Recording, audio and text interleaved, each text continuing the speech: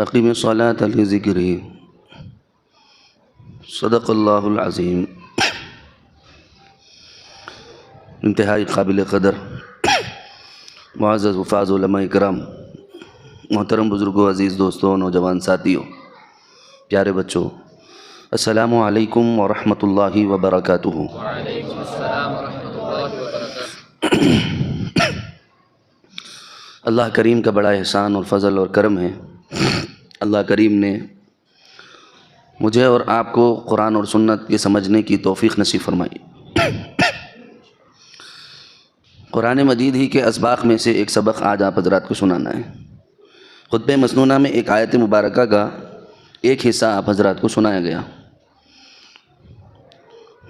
وقت کم ہے لیکن سبق دینا، مکمل سبق دینا مقصود ہے، اس لیے پوری توجہ کے ساتھ دو چار باتیں سماعت فرما لیں۔ قرآن مجید کی اس آیت مبارکہ میں اللہ تعالیٰ فرما رہے ہیں اقیم الصلاۃ لذکری، کہ نماز قائم کرو میری یاد کے لیے۔ نماز قائم کرو، بولو نا پیارو، میری یاد کے لیے نماز قائم کرو۔ تو مقصود نماز اللہ تبارک و تعالیٰ نے قرآن مجید میں یہ بیان فرمایا کہ نماز میری یاد کے غلبے کے لیے پڑھنا ہے، قائم کرنا ہے۔ لیکن آج ہم لوگوں کا یہ حال ہو گیا ہے کہ جو نماز سبب تھی اللہ کے یاد کی، نماز سبب تھا نا، اللہ کی یاد کا سبب تھا، یہی سبب جب ہم اختیار کرے ہوئے ہیں اس سبب کے اندر ہی ہم اللہ کو یاد نہیں کر رہے۔ نماز مقصد تھا کہ ہم فجر میں اللہ کو ہم نماز پڑھتے تو ظہر تک اللہ کی یاد قائم رہنا تھا، ظہر میں ہم نماز پڑھتے تو عصر تک اللہ کی یاد قائم رہنا تھا، اور عصر میں ہم نماز پڑھتے تو مغرب تک اللہ کی یاد قائم رہنا تھا۔ یہ چارجنگ پوائنٹس ہے، یہ ہم لوگوں کے روحانیت کے اعتبار سے چارجنگ پوائنٹس ہے یہ ہمارے۔ تو جب چارجنگ پوائنٹ پر چارج نہ ہو تو پھر وہ چارجنگ سے جب ہٹ جائے گا تب کیسے چارج ہوگا؟ موٹی بات سمجھ میں آ رہی ہے؟ مثال سمجھا رہا ہوں، اگر آپ نے موبائل کو چارج کرنے کے لیے اپنے پوائنٹ پر لگا دیا تو جس وقت لگایا ہے اسی وقت چارج نہیں ہو رہا ہے، تو جب وہاں سے نکال دے گا تب چارج رہے گا۔ یہی حال ہم لوگوں کا ہے، جس وقت نماز میں ہیں کم از کم اس وقت میں اللہ کی یاد نہیں آ رہی ہے، تو جب نماز سے علیحدہ ہوں گے تب اللہ کی یاد کیسے آئے گی؟ تو دوران نماز ہی ہم اللہ کی یاد سے غافل ہیں۔ نماز میں کھڑے ہوئے ہیں لیکن تعلیمات الہیہ سے محروم، اسی لیے بسم اللہ الرحمن الرحیم پڑھ رہے ہیں تو کیا مطلب ہے نہیں معلوم، الحمدللہ رب العالمین پڑھ رہے ہیں تو کیا مطلب ہے نہیں معلوم، قل واللہ احد پڑھ رہے ہیں تو کیا مطلب ہے نہیں معلوم۔ سن رہے ہیں، 20 سال سے سن رہے ہیں، 25 سال سے سن رہے ہیں، 30 سال سے سن رہے ہیں، 40-50 سال سے سن رہے ہیں، لیکن ہم لوگوں کے حال کی بے مروتی اور اللہ سے غفلت اور دوری کا عالم یہ ہے کہ ہم لوگ جو ہے ہمارے ہونے والی اللہ کے یاد سے دوری کو سمجھنے کو بھی تیار نہیں ہیں۔ کیا ہم اپنی اصلاح کریں گے؟ جب آدمی کو معلوم ہو کہ یہ خرابی میرے اندر ہے تب تو وہ اصلاح کرے گا نا۔ جب انسان کو یہی پتہ نہیں ہے کہ اس کے اندر غفلت آ گئی ہے، گمراہی آ گئی ہے، اللہ کی یاد سے دور ہو گیا ہے، پتہ ہی نہیں چلا بیچارے کو، وہ کیا اللہ کی یاد کرے گا، کیا اپنے دل میں اللہ کو بسائے گا؟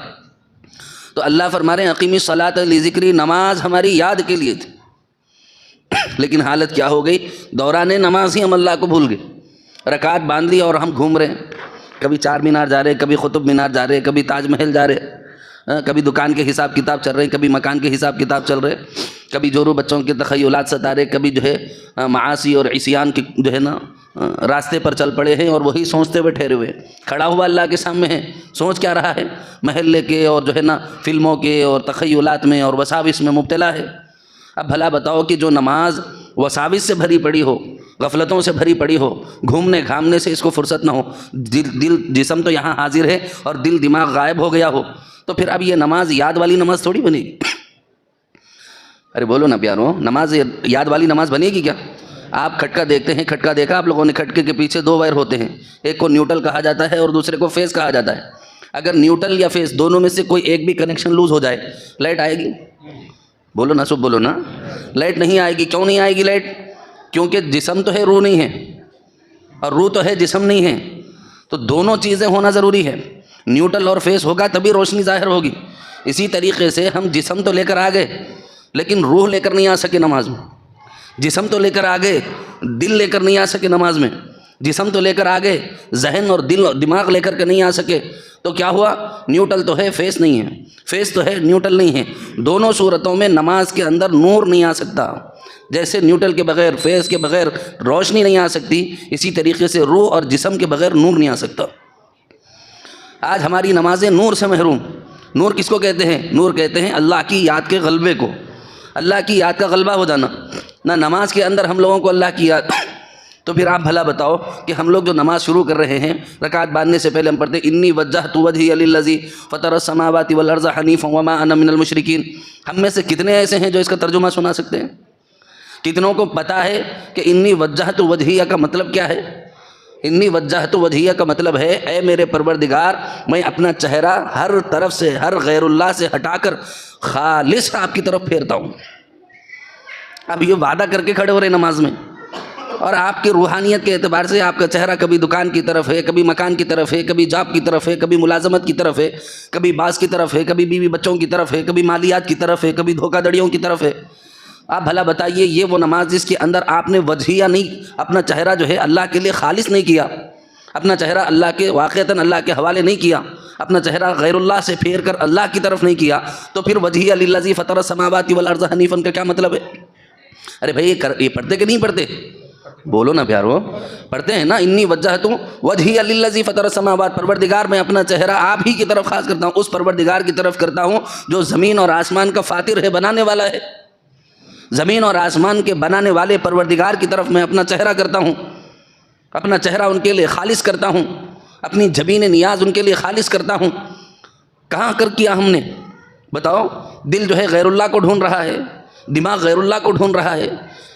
ہم لوگوں کی توجہات کہیں اور بٹی ہوئی ہیں، اور ہم یہ کہہ کر کھڑے ہو رہے ہیں کہ اللہ میں آپ کی طرف چہرہ پھیرتا ہوں۔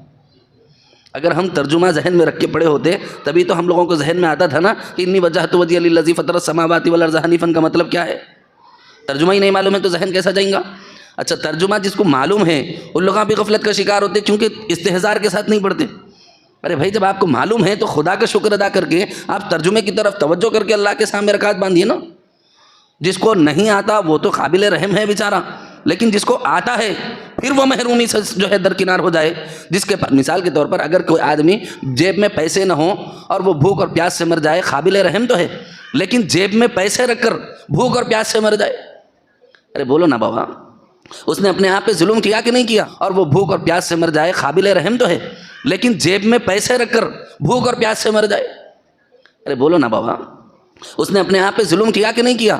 یہی مسئلہ ہم لوگوں کا ہے۔ اگر ہم انی وجہت وجہی للذی فطر السماوات والارض حنیفا کا مطلب جانتے ہیں، اس کے باوجود ہم نے اپنا چہرہ غیر اللہ سے پھیر کر اللہ کی طرف خالص نہیں کیا، تو پھر آپ نے کیا ہی کیا؟ آپ ایسے ہیں کہ جو جانتے بوجھتے آپ نے اللہ سے اپنا چہرہ پھیر لیا۔ اسی لیے عزیزوں، جن کو نہیں معلوم ہے ان کو چاہیے کہ وہ معلوم کرے، وہ قابل رحم ہے، اور جن کو معلوم ہے ترجمہ لیکن اس کے باوجود اس کا تصور اور استحضار ان پر غالب نہیں، پڑھتے وقت پتہ نہیں چل رہا کہ اس کا مطلب یہ ہے، میں اس استحضار کے ساتھ پڑھ رہا ہوں، اس نیت کے ساتھ پڑھ رہا ہوں، اس کو توجہ نہیں آ رہی ہے، تو اس کا مطلب یہ ہے کہ وہ ایسا ہی شخص ہے جو اپنے پیسے جیب میں رکھ کر بھوک اور پیاس سے مر جائے۔ اس کے پاس روحانیت کا سادن ہے، سامان ہے، اس کے پاس اپنی روح کو بیدار کرنے کا طریقہ اور سلیقہ ہے، لیکن ایسا شخص اگر محروم ہو جائے اللہ کی یاد سے تو پھر وہ قابل رحم نہیں رہتا، انہیں قابل افسوس ہو جاتا ہوں۔ قابل رحم نہیں رہتا۔ قابل رحم تو وہ ہے جس کے جیب میں پیسہ نہیں، جس کے پاس کھانے کا کوئی سادن نہیں، وہ اگر بھوک اور پیاس سے مر جائے تو اس کو قابل رحم کہا جاتا ہے، لیکن جو پیسہ رکھ کر بھوک اور پیاس سے مر جائے، آپ بولتے کیسا بے وقوف ہے صاحب، افسوس ہے اس کے اوپر، 2 روٹیاں خرید کے کھا جاتا، بھوک اور پیاس سے مرنے سے محفوظ ہو جاتا۔ یہی حال ہم لوگوں کا ہے۔ انی وجہت وجہی للذی فطر السماوات والارض حنیفا پڑھ رہے ہیں، چہرہ غیر اللہ سے پھیر کر اللہ کی طرف کر رہے ہیں، اور اس عزم کے ساتھ کر رہے ہیں، ترجمہ بھی معلوم ہے، اس کے باوجود اپنا چہرہ اللہ کے لیے خالص نہ کر سکا، اپنی جبین نیاز اللہ کے لیے خالص نہ کر سکا، اپنا چہرہ غیر اللہ سے پھیر کر اللہ کے لیے خالص اور مخلص نہ کر سکا، تو پھر آپ لکھ کے رکھ لیجئے، یہ قابل رحم نہیں، قابل افسوس ہے یہ شخص۔ ہم میں سے کتنے ہیں جن کو ترجمہ معلوم ہے لیکن اس کے باوجود ہماری نمازوں میں استحضار نہیں؟ اور آگے کا جملہ تو سونے پہ سہاگا ہے، آگے کیا فرمایا؟ وما انا من المشرکین۔ آپ اللہ کے سامنے دعویٰ کر کے کھڑے ہو رہے ہیں کہ اللہ میں سب کچھ تو ہو سکتا ہوں، مشرک نہیں ہوں، میں سب کچھ ہو سکتا ہوں اللہ میں گناہ گار ہو سکتا ہوں، چور ہو سکتا ہوں، جھوٹا ہو سکتا ہوں، دروغ ہو سکتا ہوں، غیبت کرنے والا ہو سکتا ہوں، دیگر گناہوں میں مبتلا شخص ہو سکتا ہوں، وما انا من المشرکین، میں مشرک نہیں ہوں۔ کیا واقعتاً ہم مشرک نہیں ہیں؟ زبان سے بولنے کا الگ رہتا قصہ۔ قرآن مجید میں اللہ تعالیٰ فرماتے ہیں افرأیت من اتخذ الہہ ہوا، اے میرے محبوب کیا آپ نے دیکھا اس شخص کو جس نے اپنے نفس کو اپنا خدا بنا لیا ہے؟ دل کی بات سنتا ہے، اپنے نفس کی بات سنتا ہے، چاہے وہ بات خلاف قرآن اور سنت ہی کیوں نہ ہو، جس کا دل اور جس کا نفس اسے قرآن اور سنت کے خلاف اکسائے اور وہ جو ہے اچک کر اس پر عمل کر جائے، تو پھر آپ یقین جانیے کہ اس نے اپنے نفس کو اپنا خدا بنایا ہوا ہے۔ خدا بنا لینے کے واسطے، غیر اللہ کی پوجا پاٹ کے واسطے آپ کو مستقل ایک مورتی کی ضرورت نہیں ہے۔ اگر آپ نے اپنے نفس کو اپنے ماننے کا محور بنا دیا تو آپ جان لیجئے کہ آپ نے اپنے نفس کو اپنا خدا بنا لیا ہے۔ ہاں، یہ بات ذہن میں رکھیں، میں نہیں کہہ رہا ہوں، قرآن کہتا ہے افرأیت من اتخذ الہہ ہوا، کیا دیکھا آپ نے اے نبی پاک صلی اللہ تعالی علیہ وسلم، کیا آپ نے دیکھا اس شخص کو جس نے اپنی خواہش نفس کو اپنا خدا بنا لیا ہے؟ جو دل میں آ رہا ہے، چاہے قرآن اور سنت کے خلاف کیوں نہ ہو، بس کیے جا رہے ہیں۔ پوچھیں تو کس کو پوچھیں، سمجھائے تو کس کو سمجھائیں، بولے تو کس کو بولے۔ اگر کوئی اصلاح کی بات کی جائے اور وہ غلطیاں ہمارے اندر ہو تو مل صاحب کے آنکھ پہ آ جاتے ہیں، کہا مل صاحب بہت ہی بول رہی ہوں۔ اللہ کے واسطے عزیزو، جو بات بتائی جاتی ہے اپنی اصلاح کی غرض بھی ہوتی ہے، آپ حضرات کی اصلاح کی غرض بھی ہوتی ہے، کسی کو تعن و تشنیع مقصود نہیں ہوتا ہے۔ وما انا من المشرکین کہہ رہا ہے اور اپنے نفس کو اپنا خدا بنایا ہوا ہے، اپنے نفس کے غلام بن کر، اپنے نفس کے خواہشات کے پیچھے چل کر یہ کہہ رہا ہے وما انا من المشرکین، تو پھر تو سچا پکا مسلمان نہیں ہے، تو ابھی بھی مشرک ہے۔ دل پہ ہاتھ رکھ لو، مجھے فتویٰ دینے کی ضرورت نہیں۔ نبی رحمت صلی اللہ علیہ وسلم نے فرمایا استفتی قلبک، اپنے دل سے پوچھ، دل سے اپنے دل سے پوچھ، کسی مفتی سے فتویٰ لینے کی بعد میں ضرورت پڑے گی، پہلے اپنے دل سے پوچھ تو خواہشات نفس کا غلام ہے کہ نہیں ہے۔ اگر خواہشات نفس کا غلام ہے تو لے فتویٰ، حضور فرما رہے ہیں، اللہ فرما رہے قرآن مجید میں، فتویٰ کسی اور سے لینے کی ضرورت نہیں، فتویٰ قرآن دے رہا ہے، فتویٰ اللہ کا کلام دے رہا ہے، فتویٰ رسول اللہ کی زبانی آ رہا ہے کہ جو خواہشات نفس کا غلام ہے وہ انسان نے اپنے نفس کو اپنا معبود بنا لیا ہے۔ مورتی کی ضرورت نہیں، وہ مورتی شرک جلی کہلاتی ہے، اور یہ جو نفس کے غلام بن گئے ہیں یہ شرک خفی کہلاتا ہے، چھپا ہوا شرک ہوتا ہے۔ ایک ہوتا ہے شرک جلی جس کے اندر مورت اور صورت کی پوجا کی جاتی ہے، ایک ہوتا ہے صفات میں اللہ کے ساتھ کسی کو شریک کرنا، اس کو کہتے ہیں شرک خفی، یہ چھپا ہوا شرک ہوتا ہے۔ معبودان باطلہ سے ہونے کا یقین تو نہیں ہے مسلمانوں کو، لیکن کیا بولتے، اللہ بھی دیتے، ان کرنے گئے تو بھی ہوتا، یہ چھپا ہوا شرک ہے۔ اللہ میاں ان کو وہ طاقت دے دیے، یہ چھپا ہوا شرک ہے۔